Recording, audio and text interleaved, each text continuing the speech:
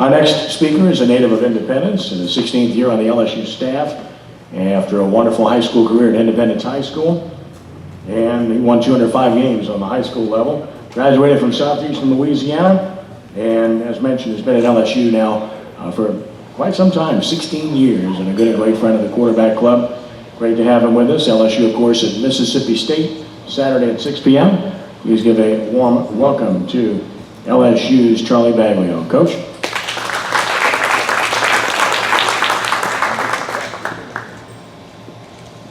You know, when you spend 34, 35 years in one place and then 16 in another, the only thing I can figure is you're getting old.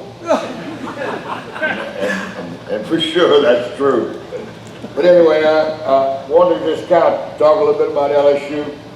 Our first two games, we're 2-0, but last week against Chattanooga, kind of threw a few deep routes with Danny Etling, and he's playing really well. I think he was 8 for 14 for 227 yards and a touchdown. Darius Geis has rushed for 2 touchdowns, I think, in the last 6 or 7 games that he's played in. We had 22 first downs in the game. DJ Chark had a punt return, or 2 of them really, 1 called back, and he also had 3 catches of over 100 yards. Our defense is playing really well under Coach Aranda.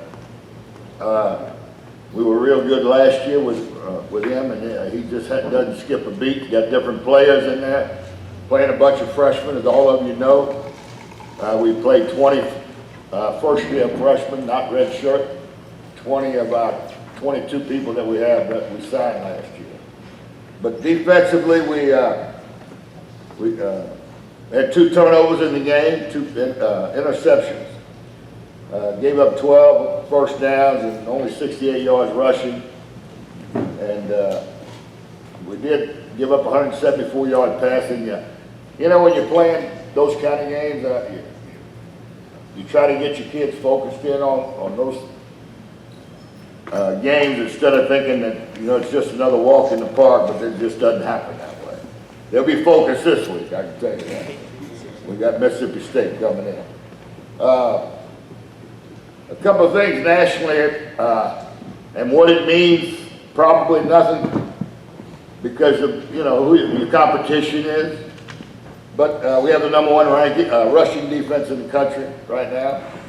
#5 in total defense. 6th in scoring defense. Had 8 sacks in the first 2 games, which is really good. But more importantly, on offense, we have only 1 of 11 teams that have not turned the ball over in the country. We don't have any turnovers. And we're 4th on offense in time of possession in the game. You know, it came out a few weeks ago about LSU's and the NFL. I think for the last 4 years, we've kind of led the colleges, the players that's in the NFL from LSU. So, I don't know if that's a good thing or a bad thing. You know, you better win if you got that many guys to play. Mississippi State leads the nation in offense, 507 yards a game. Great quarterback in Fitzgerald. They run that zone read stuff and RPOs. He's the guy that can do it. He's probably a 4-5 guy who's big. Reminds me of Cam Newton a little bit. It's amazing that Dan Mullen has a knack for developing quarterbacks like that. I didn't realize it, but you know, he coached Alex Smith, he coached Cam Newton, Tebow, and now he has this kid, and got a kid from New Orleans that's backing up this kid, I think. Yeah. Right. So, but it's going to be a tough game. They got a new coach on defense. They hired Todd Grantham to be the defensive coordinator, and they're real excited about him. So the last 3 or 4 times we've played them, it's been really close, really close. They beat us 1 time and we beat them twice, but nothing over 5 points either way. So it'll be an interesting thing listening to the cowbells in Stark Vegas, as they call it. Anybody have any questions? Please, please. Yes, sir.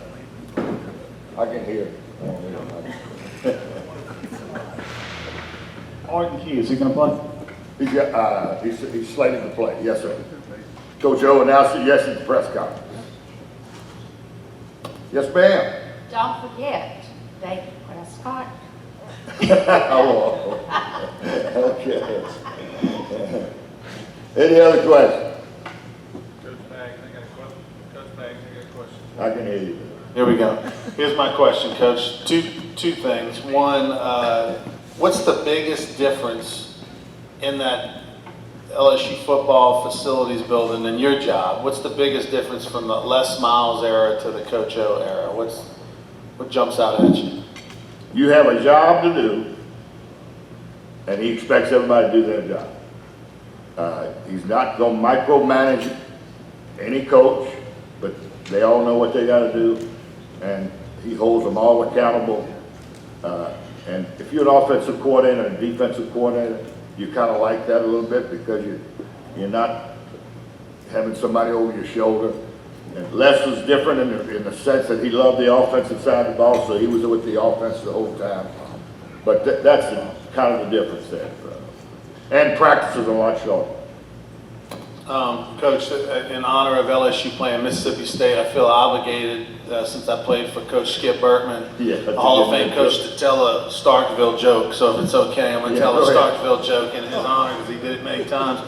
One time, Coach Bertman took an LSU baseball team over to Starkville to play Ron Polk and the Bulldogs, and beautiful day, just like outside. There's not a cloud in the sky, and all of a sudden, about the third inning, they pull all the teams off the field, and they say, you got to get inside. There's a tornado coming. Got to get everybody into the basketball arena. Coach Bertman walks out to the umpire and says, hey, what's going on? I mean, it looks great. There's the weather's fine. And they said, no, we got a call from Bubba down at the farm on the outskirts of town, and he said that he saw an F5 tornado coming. And Coach said, okay, well, I mean, they don't have Doppler 3000. They got Bubba calling, but he saw it, so we're going to go into the Humphrey Dome. And Coach Bertman said, sure enough, an F5 tornado came right down Main Street and did $1 million worth of improvements to Starkville. So that's an honor. Any more questions before I tell you my joke?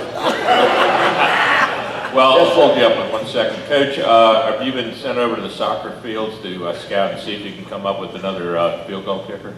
No, we got two good ones. It's just going to take a little time. Give them a chance. Give them a chance. They both got good legs. A little different kicking them with nobody at practice, and then you get in that stadium with 100,000. So they'll be fine. They'll be fine. Anybody else? This old Italian man got on the phone and he called his buddy and he said, Luigi. He said, my time has come. He said, can you come over here? So Luigi went over there and he said, look, he said, I'm fixing to die. I need you to do me a big favor. He said, what do you need? He said, I want you to make sure they cremate me. And Luigi said, well, what am I going to do with the ashes? He said, you take the ashes, you put my name on it, put them in an envelope, mail it to the IRS, and say, now you have everything. And Coach, for a little bit, we can get Luigi to take care of Baker Mayfield for a couple hours. Thank y'all, I appreciate it.